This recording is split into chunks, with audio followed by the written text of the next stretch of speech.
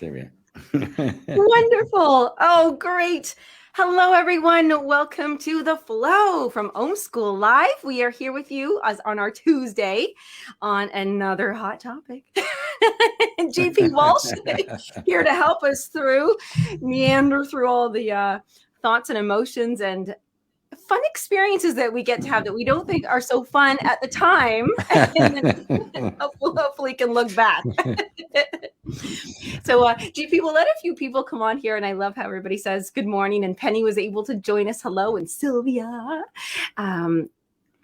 Today's topic, as I just gently introduce it, I know there's not one person who hasn't at some point experienced something like this, and the more even I look back into my life, I think, wow, I thought maybe I was, had my protective veil, like, no, but other people's comments and other people's beliefs, and if they accept us or not, or sometimes they're nasty, sometimes they're extra nice, sometimes they're trying to manipulate and trick us with compliments, and it comes from all sorts. But the problem, I think, is, and we're going to be talking about this, everybody, today, is when we not just believe in what other people say to us and about us, but we, in a way, rely on it to keep that image going. Like we fall prey and trapped to like, oh, that must be who I am. Everybody says this about me, right, or to me.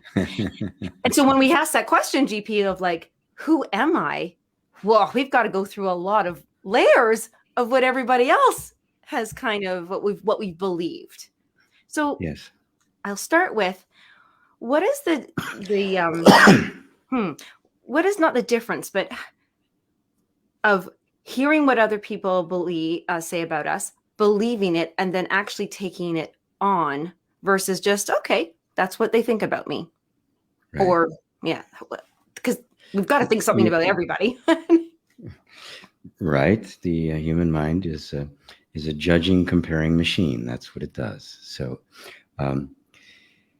well, what it boils down to is it's not enough. There's levels to it, right? It's not enough to just say, well, that's their opinion, right? That happens on the cognitive level, right? If there's any sting at all, there's something on a deeper level. And this is the thing I always want to bring attention to. Nothing can stick unless there's a place for it to stick, right? If there's no place for it to stick, it just goes right by. As I quoted Mooji in the email, the best salesman in the world can't sell you if you don't buy, right? Yeah. And Buddha also told the story. He says, if somebody gives you a gift and you don't take it, where does it go? Yeah. Yes. Right. The people who prey on the weak, they come in all sorts of shapes and sizes and varieties. We know the pedophiles and those kinds of sexual predators and the like. Even kind of the pickup artist, right, falls into that category. They can only do that because they can press a button that gets an automatic response from you. And it is, unfortunately, all of us had an upbringing where we were not taught how to self-validate. We were taught to defer to others for our own self-validation. So we need what other people say. And if you are somebody who grew up in a house that was highly critical, you're going to be comfortable being criticized. You know how to play that role. And so somebody who picks up on that is just going to be giving just the right amount of pain to evoke from you a response that you don't really have conscious control over. Doesn't matter how many self-help programs you take or how many you visualize, put I love you on the mirror and stuff. It doesn't sink in. Yeah. it doesn't sink in, right? Because it's purely cognitive. This is energetic. This is a programmed response. And there are people that I've worked with bosses who could do that. They helped me find some weak spots in me. I found myself doing stuff. Wait a minute, right?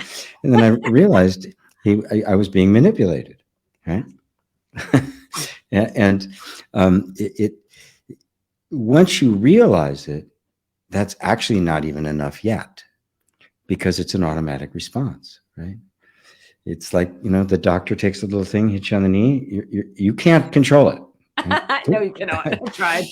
You can't control it. Fortunately, with these kinds of programs, they're software programs, not hardware programs, and therefore they can be diffused. But this takes a concerted effort. You have to realize that we were all taught to value the opinions of others over ourselves. Yes. This is parenting in the West in the modern era. Yes. It's all about submission to authority, right? This is particularly true in religious groups, obviously, right? Because if you don't, it's eternal damnation. I actually which isn't fun, by the way. No, you stick the word eternal in there. I've seen this flip actually reversed in, I'm going to say, well, I'm in my 40s, so my sister has children, and I'm not outing my sister here or anything, but I'm recognizing that a lot of people my sister's age with children, well, not children, but teenagers her age, somewhere along the line, it's been a reverse where the parents are really seeking the approval of the kids. And so when we grew up, you was like, you better make sure that your parent, you pleased your parents in a way, right? But I'm actually seeing a reverse in society where a lot of adults are now seeking the approval of children when, like, if they buy me McDonald's, no, you cannot have McDonald's. Well, I don't love you then. Oh, okay, well, we'll get you McDonald's. So kind of this fear of a role reversal where we think that a boss, a parent, somebody in authority would be comfortable and not be manipulated. But we're seeing, I'm seeing anyways, and I think other people are, that this reversal of where we're believing what these people are saying.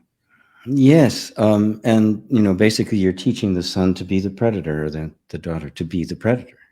Ooh. Because you're teaching them that if they just manipulate your emotions, they will get what they want. And without consciousness, that will become the adult behavior. They become the vampire, because they learn how to do it, because they pick up on mom's weakness. But they are still not capable of self-validating because they've not gotten anything real as of yet. It's not like it's better.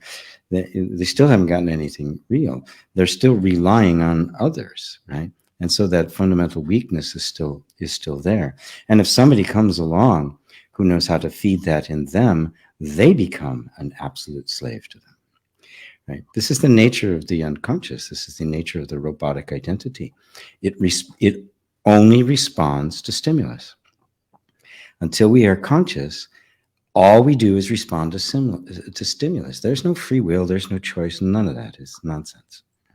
Right? It is all completely robotic until genuine consciousness comes on the scene. And that's why I emphasize so much self-inquiry, because that's the only way to cut through all of the stuff that actually isn't you, but the conditioning you've taken on. And because the conditioning runs so deep and the response is instantaneous, right, we don't have much evidence that I'm anything other than that. It takes a moment to stop and look to see that the event happening in my reaction to them are not hardwired. It was programmed by experience, right? Which means it can be deprogrammed. And therein lies the hope of this all. And it starts with a recognition that I am not my conditioning. Yeah. And then beginning to discern what is a conditioned response and what is actually my conscious awareness. And that's the whole meat of this. This is what we do. It's what I do 24/7.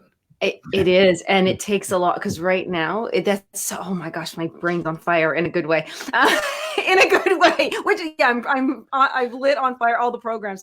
I am now. I think, I don't know. I'm going to be bold and say this. Can I say this?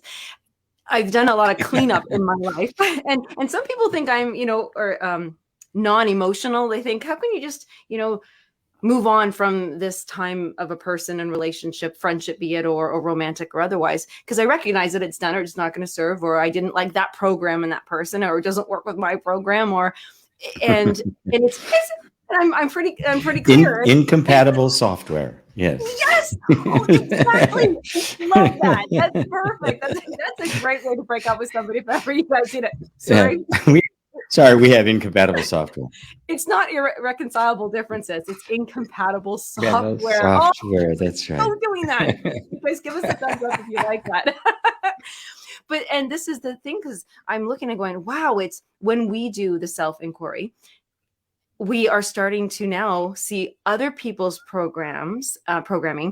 But here's a little twist, and I have to ask on a personal level. What if we have so much compassion that we're like, oh, it's okay. You're just programmed that way. I love you no matter what. So treat me like shit. But it doesn't work like that, I know. But how, when we believe others, because we have compassion for them, now what do we do? Well, that's very different. I can be very compassionate towards somebody and not be under their thumb. Right? It's not compassion to give in to their robotic tendencies. It's exactly the opposite. If I sacrifice myself for the sake of this robot, what am I doing? Nothing. What am I gaining? Nothing. What are they gaining? Nothing.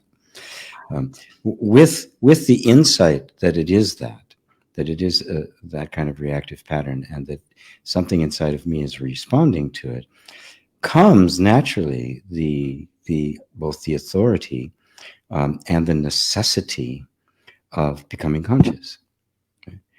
When we really get it and we actually see the damage it's doing, you're kind of indicted by your own awareness, right? You can't unring that bell, and you become, and if you try to, you will just become increasingly. You become increasingly bitter. You become increasingly unhappy, and that is part, because people do try to do that, right? Mm-hmm. Right. Once there's kind of this underlying sense. Yes, this is really what's happening, but there's so many layers on top of it that you just don't want to admit it, right? You want to try to maintain the illusion, and you just get more and more and more miserable until finally you go, "God damn it, I got it. I have to have it. I have to get out of this one way or the other." And oftentimes in the beginning, people will try to get them to change. You can't treat me like that, right? I'm sorry. It's like you're arguing with your computer, right? That's what the program does. Unless there's consciousness over there that's willing to go, "Oh wow, I am doing that. I'm sorry. Let's work on this together." That's a real relationship. You can work with that, right? But if there isn't, and in most cases there isn't, there's nothing to do but leave. I love that you said relationship, because you have to relate. A computer is not relating to you; it's responding and doing what it's programmed to do. So yeah, but there's nobody there, right? It's so it's all about I love that you said. I wrote it earlier, but it's okay. Stimulus. Like I was thinking about, I hate that I thought about it, but the little rats, how they respond to stimulus. If they want the food, they do this, or they, yes. Yeah. And they're not robots. They're cute little rats. But a question came up last week about, when you were, well, I'm just going to put it out there, people who are in relationships, and we have some lovely people with us, students and colleagues and friends who are in relationships where their ex-partner, whether they're partner or ex-partner, but they still perhaps live with them. They still have to work with them. They still have to see them. They have to share children with them. And that other person is nasty to them. Yet there's this little part of them that it does break down their self-esteem, their confidence, and they start believing it. Well, yes, and it'll keep breaking it down until you can't be broken anymore. That's the only thing you can do, especially when you're in a situation where you can't get out of it, right? Right. Especially with if kids are involved or something like that, right? Or culture. Yeah, unless she whisks them away in the middle of the night somewhere they can't be found, you're going to have to be dealing with this unpleasant other, and the only way it works, the only way you can keep those reactions from happening is that you have to diffuse the button. The button has to simply not work anymore. Yes. Wow. And then they'll keep pushing it, right? As long as they can, until they will finally give up, because they're not getting any feedback, right? Yeah. But at first it's kind of like, when you're standing at the elevator and it's taking too long, and somebody will go, keep hitting the button. Like if you hit it a bunch more times, it's going to make the elevator come. It'll rattle and take it enough.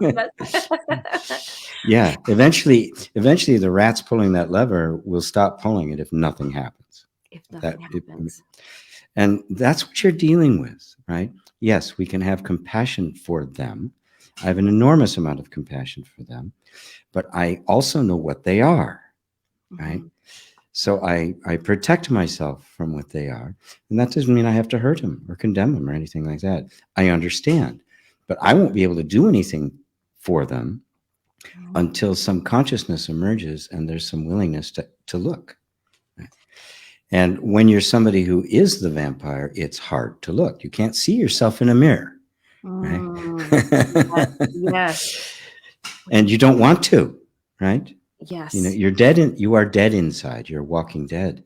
And this is, the vampire is a mythological figure, and that's what it represents, right? It represents that kind of mind that is just feeding on others, but can't look itself in the face. Yeah.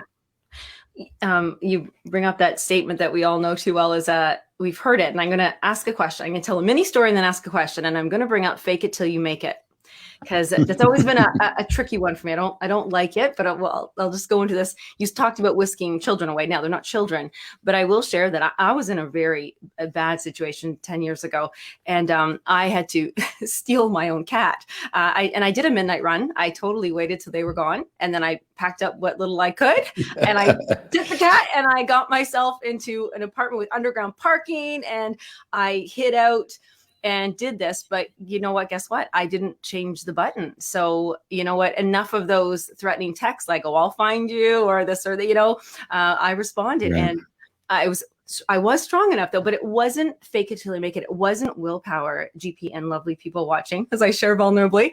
It was that I suddenly saw that I was the vampire, and I was blaming them, the other person, for me believing what they were saying. So I was able to say, this is me, and I need to know who I am.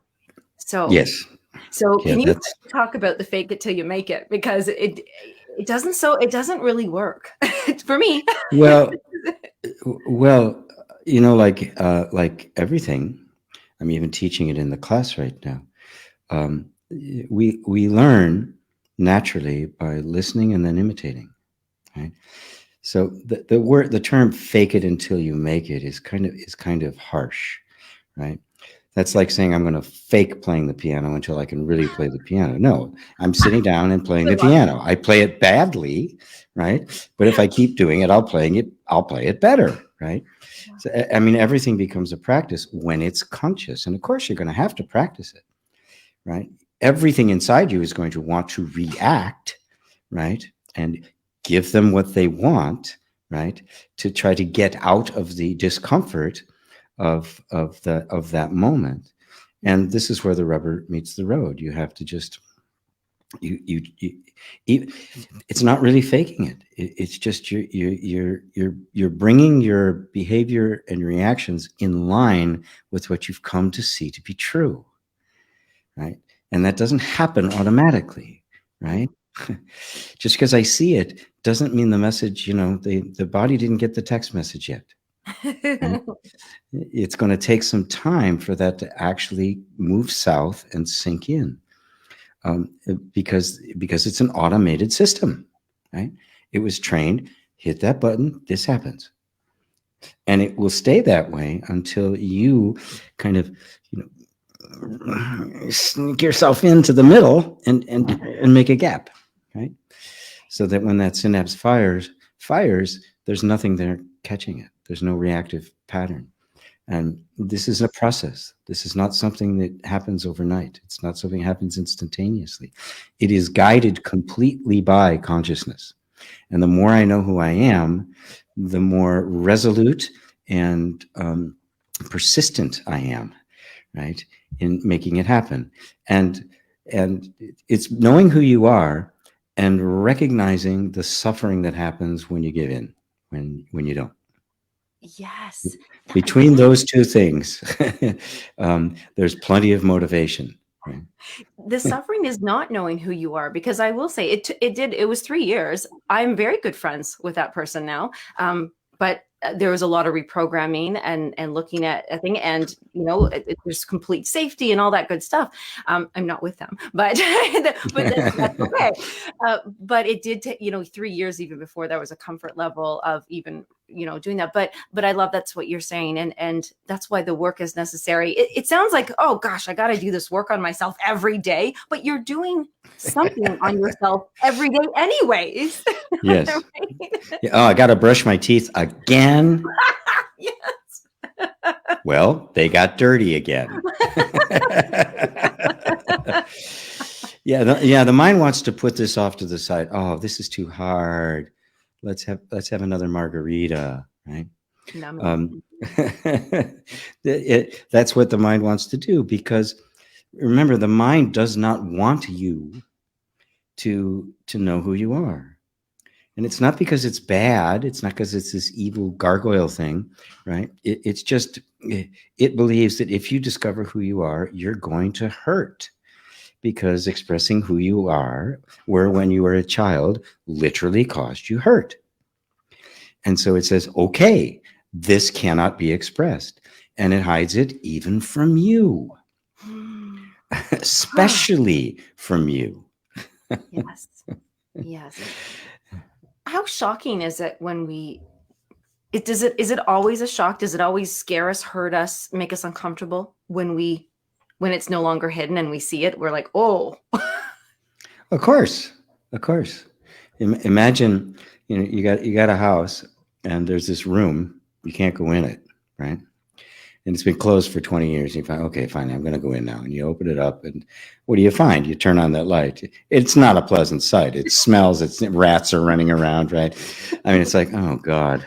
But it's a big room. There's a lot of, I mean, your house is, you're only living in a tiny part of your house, right? There's this wonderful room. It could turn into a studio or a workout room or a meditation room or something.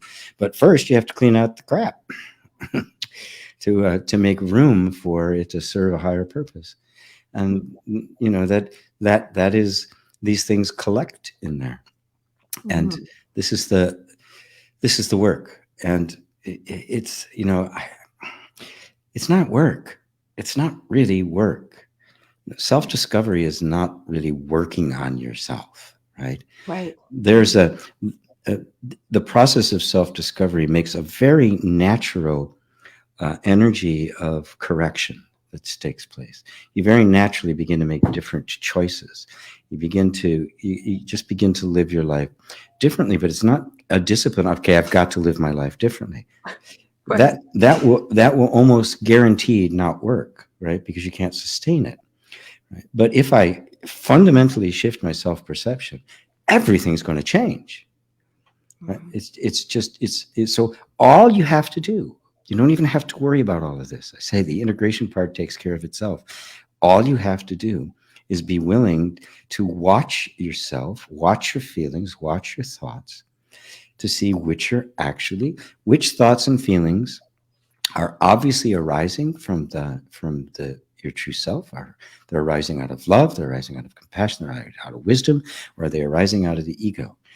Do the thoughts reflect the ego, the narrowness, limitation, pettiness, all of those kinds of things? And then it's simply a choice. Which am I going to hang out with, right? But without that willingness to do that, right? Your natural capacity to discriminate between the relative quality of something will be hindered. And discrimination is the key. Discrimination is this discernment arises, which is the essence of wisdom. Until that happens, you are an automaton. Yeah. Which crowd are you going to hang out with? Well, and speaking of which crowd you're going to hang out with, poor Eva cannot hang out with us, our crowd, because she is locked out. Penny is sharing with us. Yes, yes. I'm sorry, Ava. I'm sorry, Yeah. Eva. No, what happened? What happened was it was somebody was advertising a porn site on my satsang, and I went and blocked them, and somehow Ava got blocked.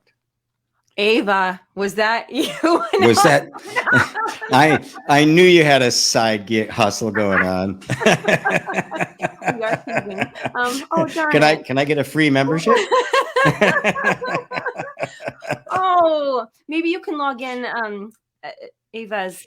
After I'm done here, I'll figure out how to do it. Okay. There's got to be a way to unblock them. Yeah. Oh, poor girl. Okay.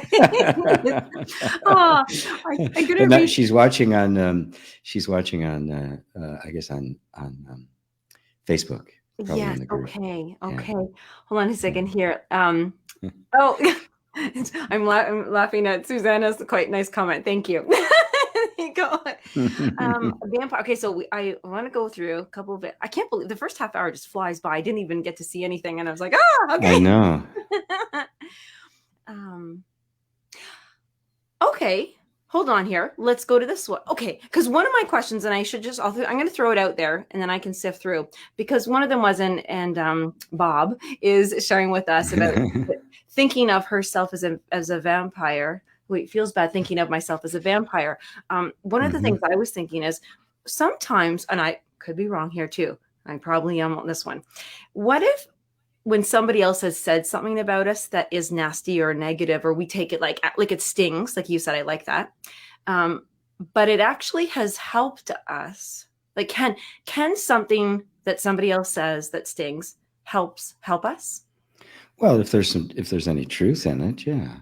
But you're the one that's going to have to determine whether what they're saying is true or not. And some people can speak something true. And as a matter of fact, usually when a vampire, there's some degree of truth in it. It's not complete, because it's got to have some place to hook you, right? Right. So it can't be, you stole my car when you obviously didn't, right? Right. There's got to be something for them to hook onto. If there's nothing there to hook, nothing can happen. And at that point, even a criticism that comes in the most venomous way, you can go, yeah, okay, yeah, I guess I could do that better, right? But now there's no sting in it, right? Because I'm not reacting to the person. I'm just taking what information is there to see if it's valid or not, right? Yes. Like one of the comments I got on one of my videos, somebody says, it's pretty good, but nobody wants to listen to some old guy talk. Why don't you get some young, pretty girl? And after I had a good laugh, I said, good idea. Ta-da. That was a perfect example. There's the example. Well, yeah, I should do that. Yeah, and you did take a break, because that's very interesting, because you can go through all the, hey, it can have benefits here and not there. I received this insult, I'm going to say, but it's truth all the time, and I'm okay with it. I make amazing food, honestly, I really do, but I don't plate. I plate horribly. It looks ugly. It's messy. I leave the fork in it when I take a picture. Like, it's just like, here it is. But I remember when I was said, that my guy said that, and I was like, I do so. And I do not. It stung though at first, and I thought, well, it's because I probably would like to plate nicely, but it means I'm going to give up my time, and I want the time more. I want to rush and just get it done. I don't care. So there you go. I see what you're saying. If we've got somewhere to hook you, so if somebody says something like, you're getting fat, you're getting old, you're getting this or that, there's something in you already. I've heard all of those. I'm laughing, but I don't mean to. So what if it is true, but you don't want to do anything about it, or you can't do anything about it, but it does hurt? Well, this isn't about becoming immune to, you're not a rock, for crying out loud. Right.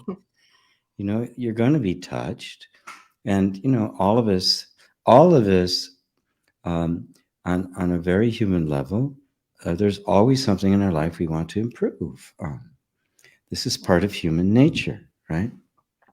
But that's not the same as a deep knowing of the essence of your being. The essence of your being is changeless. It can't be touched, right? And if that's where my sense of self is, everything becomes just, information. It's all, I mean, there's no reaction there. Now, that doesn't mean you don't feel, right? If somebody has something, I get some really nasty comments on YouTube. I go, oof, right? It doesn't stick, right? Shoot, right through. But I also feel no need to defend myself or argue or anything like that. It's just their perception. But you want to do better. I want to do a better job. I want to do better production. That's perfectly natural. Yeah. Right. So we have to discern between that and give ourselves permission to grow, permission to respond. Even if the consciousness is there, the sting won't last. It won't turn into a self-recrimination. It won't be something that can be manipulated. Yes, it stings. You ask somebody out on a date, and they cold shoulder you. They don't even do a nice letdown, right? Don't expect it not to hurt, right? But now, does that hurt turn into something else? Does it connect up with a deeper fear of rejection that goes back to childhood? So now you're associating this moment, which is just, a random moment happening, with something, with some part of you that really is hurt, right? And so the reaction will be coming from the old hurt and not from this moment, right? And that's where the discernment comes in, because of course, not everybody's going to like you.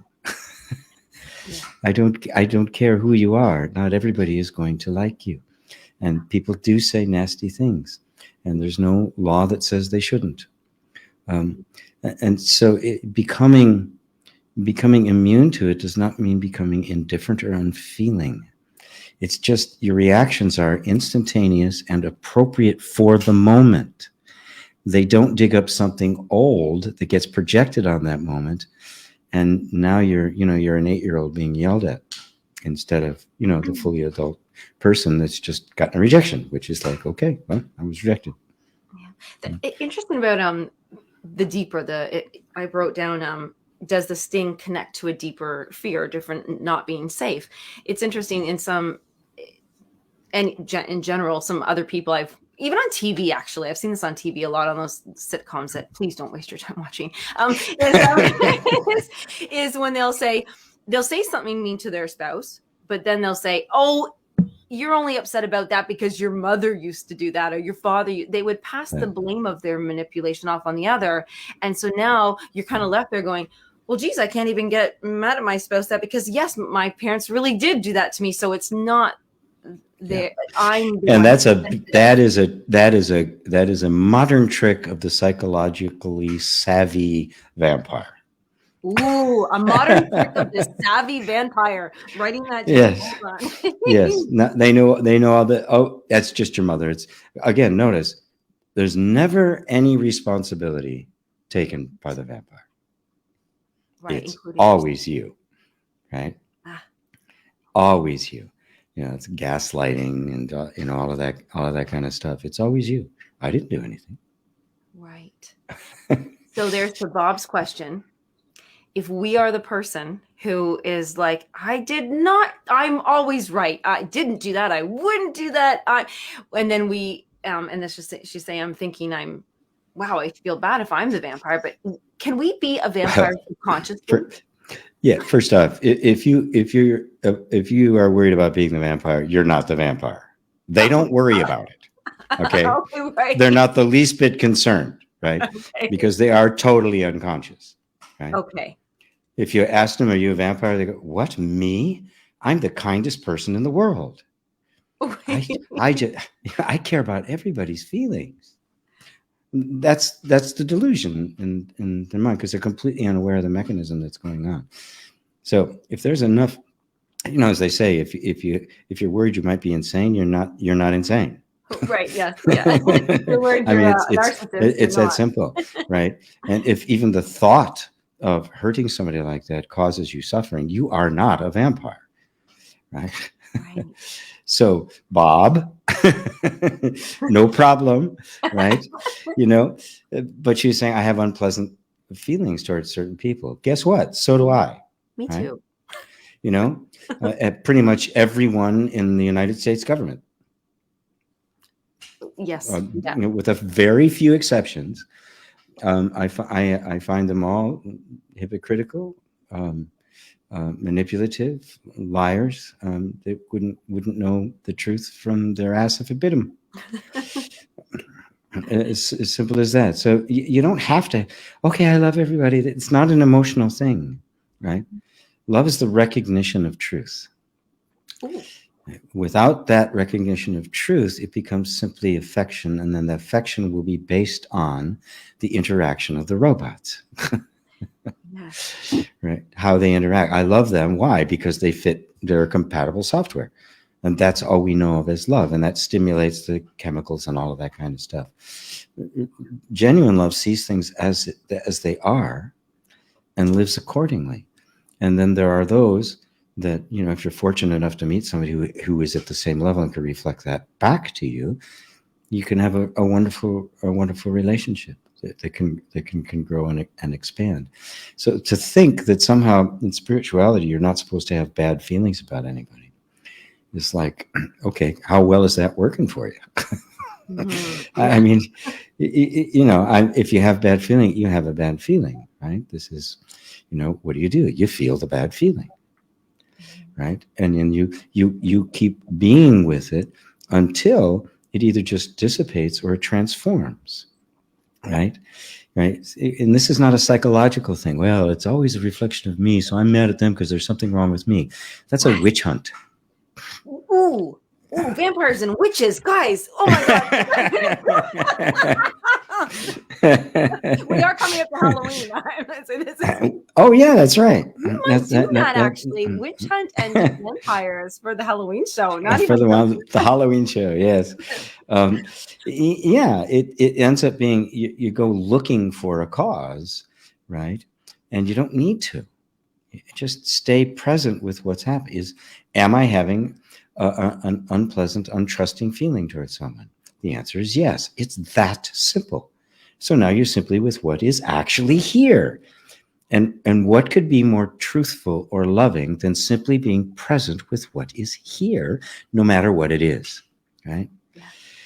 Trying to twist yourself into knots to, I got to have loving feelings about this person is, it will cripple your spiritual growth, quite literally. Oh, yeah. Ooh, good words today. Yeah, because now you're just trying to create a spiritual identity instead of being yourself. And how do you be yourself? You are present with whatever you happen to be feeling without judgment. Yes. And the absence of judgment creates the environment in which that feeling can transform itself. Okay, yes, I had to think about that. There is a few things, and I know this for myself, like just like that. I know that, okay, I've been in fights before, you know, in relationships, and I often, when something's really been a volcano, and I need to be I always just say, just I need a second, I need a moment here, because I need to be present with what I'm actually feeling to honor it, and not just be told, don't feel this, that's not right, or you're wrong, or I need to. So I exit myself. I always go to my bathroom.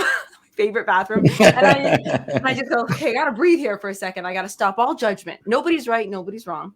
What am I truly feeling right now? I need to be present with this true, honest to God feeling, and just let it arise. And then, and now I'm gonna ask for guidance here for everybody. If you ever get to there, okay, so now what? Just be with. So this has come up. This is how I'm feeling. It's the truth. Doesn't mean I love it, but it is coming from love. Well, yeah, it's always coming from love when there's insight and when it's true. And sometimes all you can do is be with it. There's nothing else you can do, right? Oh, I like that. All you're trying to do is make enough space so that it can resolve itself, right? Yes. Right? Because it's not as if, okay, there's no right, there's no wrong, right? This isn't moral relativism, right? Mm. Right. In any given situation, there is that which is most right. For me, that is which is most loving and most true, right? Mm. So between all the options of how something could go in a circumstance, for me, the choice is always what is the most loving. I've never found that to miss, right? And that means now the very act of saying that means it may not be what I think it should be. Right. Yes. So now that drops the judgment, but it doesn't leave you in a moral abyss, right? It opens up the door so that the best can happen, because you're no longer sitting up there with an axe to grind. You've not come in, with a predefined agenda of how things are supposed to go. In which case you become that infinite presence that can morph itself into whatever is needed in the moment. And that's exactly what happens. This is the freedom of having the availability of your own inner resources. When they're restricted by an opinion as to what should be and what shouldn't, those inner resources are constricted. You can't use them. You will just simply, you're the one-trick pony. You're gonna show up as you always do, and that's when you try to manipulate the circumstances to be the way you want them, and that's what vampires do. They have Johnny One Note. They have one way of being in the world. Whereas truly being free, you have an infinite number of ways of being in the world, and it makes you the most resourceful and the most responsive. And that is what, when somebody else sees it, they call it wisdom. Yes. Oh, I love that. Oh. I know we're doing vampires and witches. However, we have a couple if you're reading the comments alongside, or maybe you hear us talking about it, it's because the nymph or the peacemaker or the tribe, these are aspects to which GP has assigned these new names, and they're also they work with the chakra system. So if you're familiar with the chakras, and 1, 2, 3, top, bottom, and middle, heart, solar, sacrum, all that good stuff. I am going to promote one of the courses here right now, because had I not done that course, GP, on the chakras, which we did a show on it called "Putting a New Spin on the Chakras," which I think is very clever, is that yes, incredibly. That really assisted in when you talk about having access to inner resources.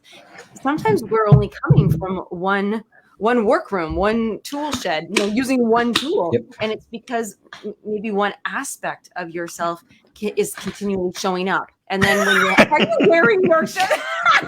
I appear to have a drinking problem. What's in that cup? My drinking problem, yeah. It's like, a little more black pepper spice than usual.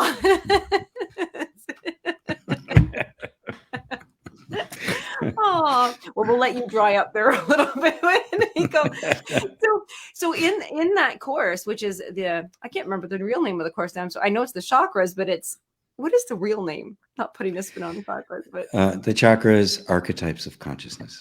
The archetypes of consciousness, which is quite a bit more beautiful. But so when I really like that to help and assist as we build here on Self-Inquiry, because sometimes you're thinking, gosh, am I the vampire, or are they the vampire? Like, am I the witch being hunted? What's going on? I really felt like that because, Susanna, who's Creative Revolution, is asking this question. So if we are in our nymph without consciousness, we are robots to our desires? ? But how do we enjoy our desires and still be in consciousness? And so when you guys read these questions and that, it's super, the free intro course it will get you off to a great start. So you want to go to GP Walsh, yes, gpwalsh.com/chakras, but the intro, right? So there's an intro. Chakras, dash intro. Yeah. Dash intro. Well, we'll put that in the comments, because guys, that is the best 90 minutes you'll ever spend of your life right now to help you with this. And the intro is free. So just go there, do that before you show up to our next show, because it's great. And you can build on it from there. So let's answer or just address that question. Well, When we're talking about things like that, and it's not that far afield. The vampire is a particular kind of, it's an archetype. It represents particular states of mind and programming that we get into. The chakras, and I gave them archetypal identities just to bring out their character, right? Rather than the spinning vortex of light, it actually is an aspect of you.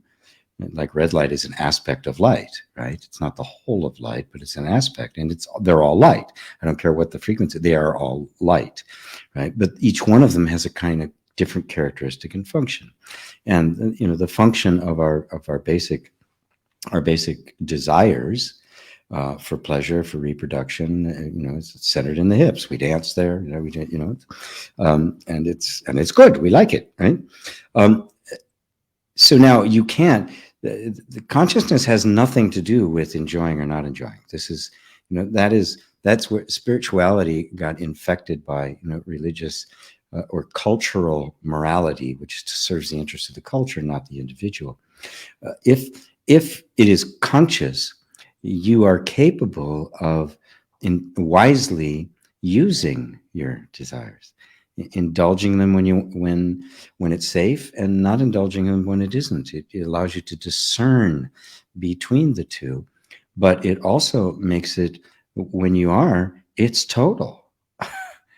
You can completely do it. But yes, if you are unconscious, you can either become a judge and a critic of desire. And so now you become a fundamentalist. It's a sin. I shouldn't even think about such things, right? Or you can become a hedonist, right? Which objectifies everything, right? I mean, if you look at the extreme, the pure desire for pleasure would jump off a building just to have the experience, right? It would be a very rich and lively life, and it would last about 15 minutes, right?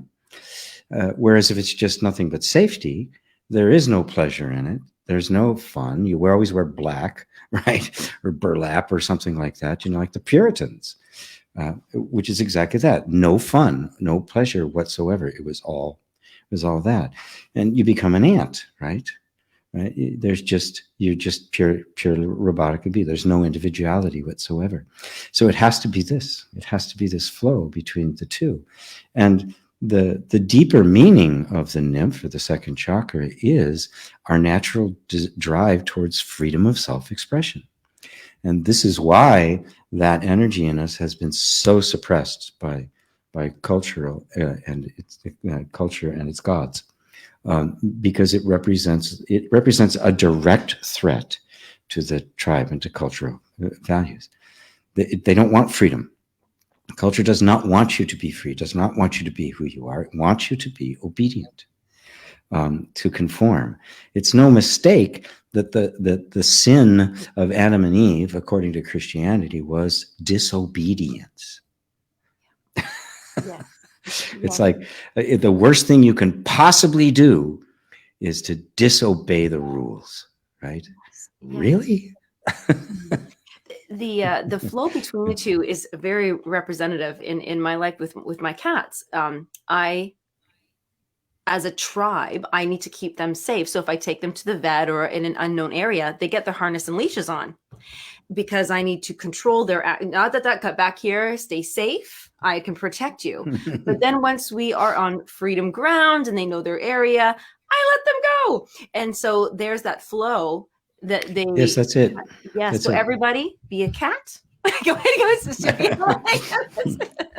The cat metaphor always works. Yes. So yeah, and I can speak from experience. You actually enjoy those pleasures more because you're not holding on to them. Yeah. They're transient. They're going to come and go. So you're fully there when they're there, and you're fully willing to let them go when they're not, which is inevitable, right? It has to do this. The one who gets stuck in their desires is constantly in search of the next hit, right? They're constantly in search of the next high, and that can be in terms of physical pleasure. It can be the search for the bliss of God and enlightenment, right? It's a search for something that doesn't exist, namely permanent personal bliss.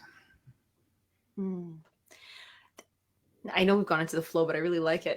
It's just that I'm thinking of like the work week. Everybody knows they have their stability and their structure and what's good and healthy and stuff. Then they might get a little loose on the week, and maybe they don't. Maybe they continue that path, right? But maybe it's Yeah, that's right. Yes, it's the picture of your butt on the Xerox machine on Friday at the office party. Yeah. But I'm just so loving this. I realize, you know, as this conversation is coming up, is that we can hear. You can hear what everybody says. Hear what everybody says about you: good, bad, ugly, beautiful.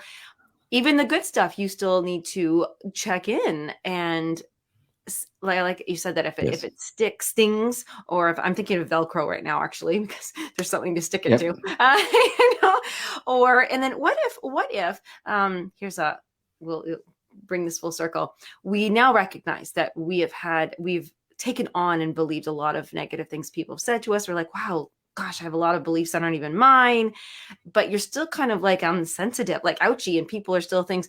Do you need to go away to an ashram? Do you need to lock yourself? Like, how do we start healing and without getting bumped all the time? It helps. I mean, that's why I do retreats, you know. I mean, it helps to get out of the environment where you're being triggered, right? So that you can experience the safety and experience what happens when you're there. That's the value of a retreat. The problem is with most retreats, the people aren't prepared to go back into the realm in which they're going to get triggered. Those triggers are all still there. Yeah. Right. Mm-hmm. So the rubber has to meet the road. You have to get enough experience of the environment, and retreats are designed to be perfectly safe. They're a completely safe container. Nothing is triggering you there. Right. Now you go back into the world. All those triggers are still there from your life, right? You're going back into you're back to your work, your kids, your spouse, all of that stuff. They're going to start pressing the buttons. And most people go, oh God, I got to have another retreat. I got to read another book. You know, I didn't do it. I failed. And the answer is no, you didn't fail, right? This is what has to happen, right? You now have to take that into the real world, right? And begin to see clearly the reactive patterns, and that's how you begin to diffuse them. And of course, that's why this takes time. This is why I have lengthy courses that go over weeks and years, and 120 hours of video, right? And where I say pretty much the same thing the whole time in different ways. But whether I'm teaching EFT or the chakras or any of these things, I'm always saying the same thing. But this is the way we have to be so exposed to it that it eventually begins to sink in and circumvent the programming. So we can clearly see the programming as programming and not as myself. And that seeing it as programming doesn't make it go away. Yes. Oh, okay. That's huge. Just because we see the program and we go, aha, the program. It's still there. It's there's the elephant. Oh, it's still there. It's still there. Yeah. Right. As a matter of fact, it might even go, whoa, and try to run and hide. Oh, yeah, that's right. Like cockroaches. like turn on a light in the room, the cockroaches scatter fast, right? Yeah. And they're there. Oh. Okay, this is huge. This is very helpful, because I think a lot of people put pressure on themselves. Cockroaches. That's a great metaphor for programming the cockroaches. I remember where the place I worked at, this is back in 1996, had cockroaches, and I was like, no, there's not. And then I remember the lady there, she goes, well, they're not there when the light's on. I'm like, well, that's like telling me the boogeyman's here. How am I going to believe you? What? There's cockroaches. And I got really afraid and was like sitting up on furniture and stuff. And but they're harmless, but they don't even bite. They just squish their bodies. They're totally harmless. Yeah, they're just kind of weird. Yeah, so they just give you a signal that you've left some food around and you need to clean up, or that your shop is beside a restaurant. But I love that. So just because you see the program doesn't mean it goes. So a lot of us, I know this, are hard on ourselves or have high expectations. Like, oh, well, I see that that person's not being nice to me. I see that I am responding this way. Well, now that I see it, it won't happen again. And then it does over and over, and you get angry with yourself, and you're like, I'm not good enough to fix this. I'm not spiritual enough. I'm not doing it right. Right. So I guess we want to give the message that you're doing it right. Just hang in there. That is doing it right. Yeah. If you weren't doing it right, you wouldn't even know it was happening. Right. But just coming to know that it's happening does not diffuse the whole thing. It just is the direction in which you have to go. Ooh. And this is when it becomes a path. It becomes a genuine spiritual path. This is a life's work. Everybody's looking, they hear the stories of, Ramana Maharshi and Buddha's enlightenment. Of course, they don't hear about the 6 years of Buddha's self-torture before that, right? Nobody likes that part, right? Yeah. These pictures of the serene guy sitting under the Bodhi tree, when in fact he went under the Bodhi tree, he was emaciated. He was just, because he hadn't, he was a mess, right?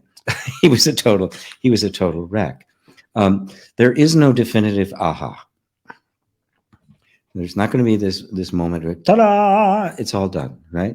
It has happened, right? But I can count on one hand the number of times in history that it has, and I would not run out of fingers.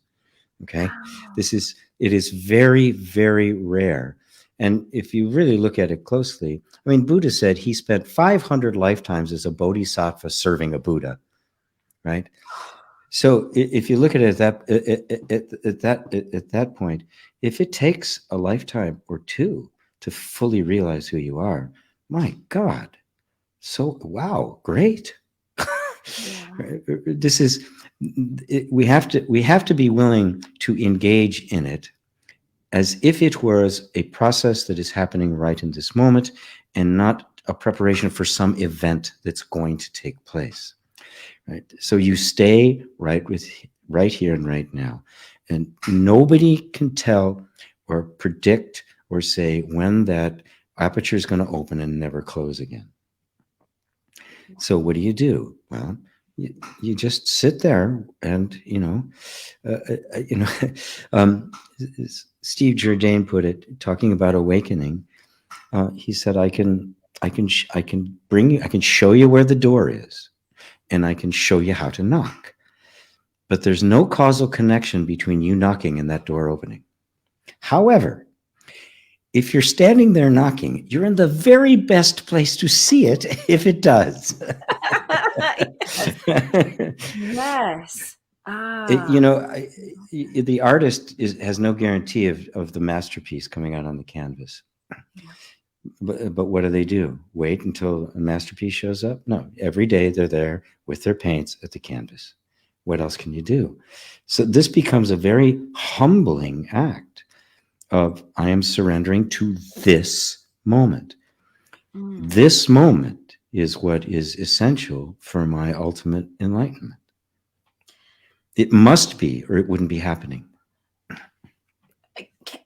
Can you talk about the word surrender? I know we're running out of time. Sorry, I have this one last question, guys, and I will return. But surrender is really big. This came up for myself and a couple of my clients the other day, and some friends that are in the IR group, the Inner Reconciliation group, which God, we didn't talk about that. But surrender. Can you define what that means and what it might look like?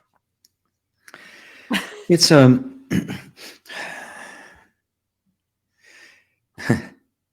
well, in practice, right? A real honest God definition of it is when you run out of moves and you finally recognize you're out of moves. When it really sinks in, I don't know what to do. I am done. There's nothing I can do. Right? That's exactly what happened when I had that vision of Smith and the Inner Reconciliation was born, because I had to go, I give up. And I really did give up, right? So most people, okay, I can surrender. Now do I get what I want? Right? It's a quick look over the shoulders. Is that money in the bank yet?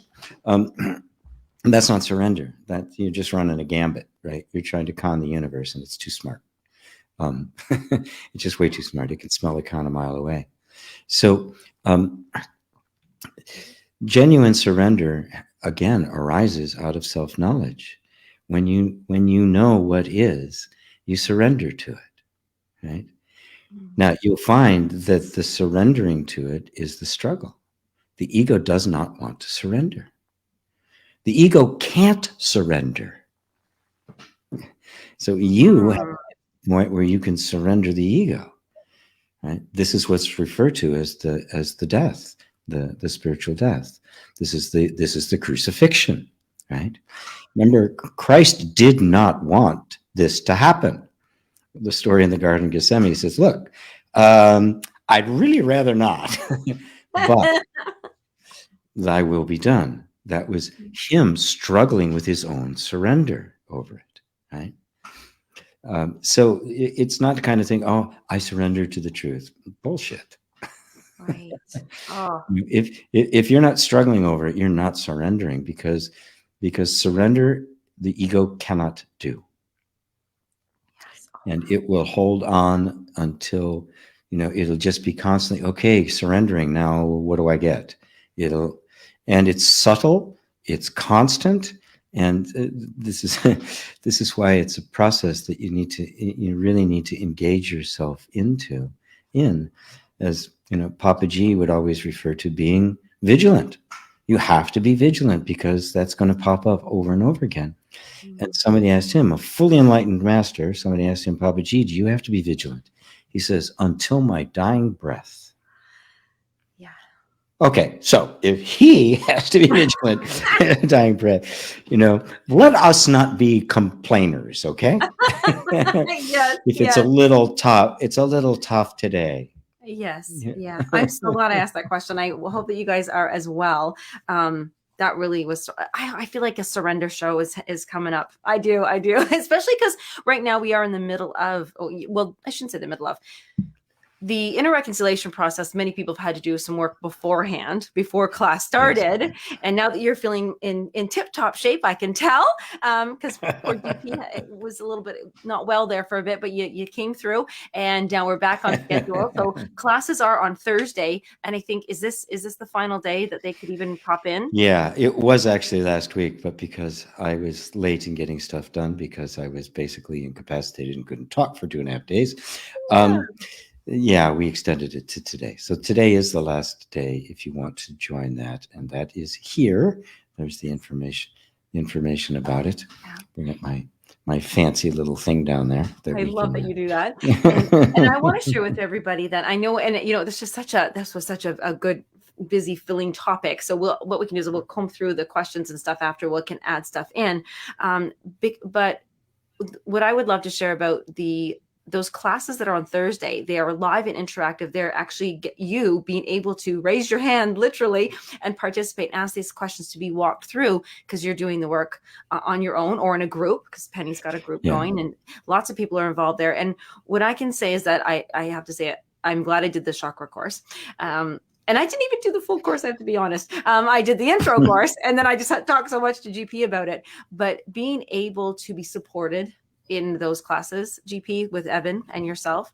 And Evan, you guys are teaching the same thing and supporting the same way, but such a different approach, but both with gentleness and wisdom helping us along.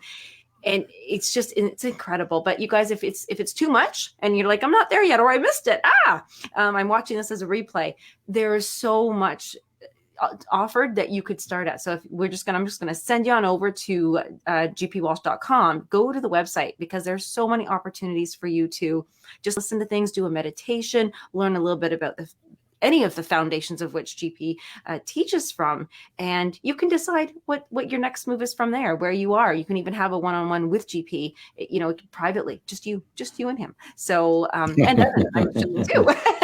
So Evan does private sessions as well. Yes. Yeah. So I want to encourage that, and just to reach out, just message any of us, myself, either of us, and we can help direct you into a place that we think that might be a great place for you to start. So I want to say, and thank you. Well, yeah, I mean, shows like this in satsang, are pointers, and they're significant ones, right? But as I've discovered more and more, there's a process that needs to be engaged in. Not everybody can just listen to the absolute truth, of who you really are, and get it. Even my teacher Mooji would say, "Yes, you understand it, but that there's way more to it. You can't just. That's not going to be enough for it to really penetrate the system." And throughout all the Hollywood versions of enlightenment, right, where this sudden, right, there's this, this sudden moment where, the hero realizes he's a hero. Peter Parker gets bit by the spider, and from that moment on, he's Spider-Man. It doesn't work that way. There's a lot of ebb and flow. There's a lot of wisdom. There's a lot of growth that needs to take place in wisdom and love. There's a purification of the heart that takes place, which then will purify and dissolve all the traumas within the body and the like. And by purification, I don't mean morality. I mean removing everything that's not you. So it's the pure you, and it's a process. It's a process that takes time. I've been at this for 50 years. Okay, so let's kind of put this into perspective. Right. So somebody showing up isn't going to be having the same kind of experience I am having. Right. That doesn't mean you're going to take 50 years. That's the whole point. I was kind of muddling along blindly. I can shorten that seriously for you, but I can't dictate what it's going to take to finally, for that last little penny to fall. Some things in us are extremely tenacious. We've had some deep hurts, right? And those parts of us are very well defended, and it's going to take a lot of love and patience to bring them out into the light where they can be redeemed. So I do have to say this is a path. It's not a fix. You can't buy a seat here. You can't bribe and get the front row. No, and you can't visualize and always park in front. Right. We can all walk anyways. It's good to exercise. Yeah. Park in the back on purpose. Yes. Yes. And there are some questions I know that what we'll do is we'll go in after, because I did read a couple quick ones that I thought, we do want to address some things like when people are sick and how to address them and treat them and all those things. So I'll GP will go in after and do that. So we'll say goodbye. But my gosh, see, I always think, what are we going to talk about for an hour? Oh, right. Okay. So thank you everybody who is here. I'm going to say that, just a big giant thank you for everybody always showing up and commenting and sharing with us. And if you do look forward to a Halloween version of witch hunt vampires and all that good stuff, I think that would be fun, just to have fun. Yeah, it'd be fun. It'd be fun.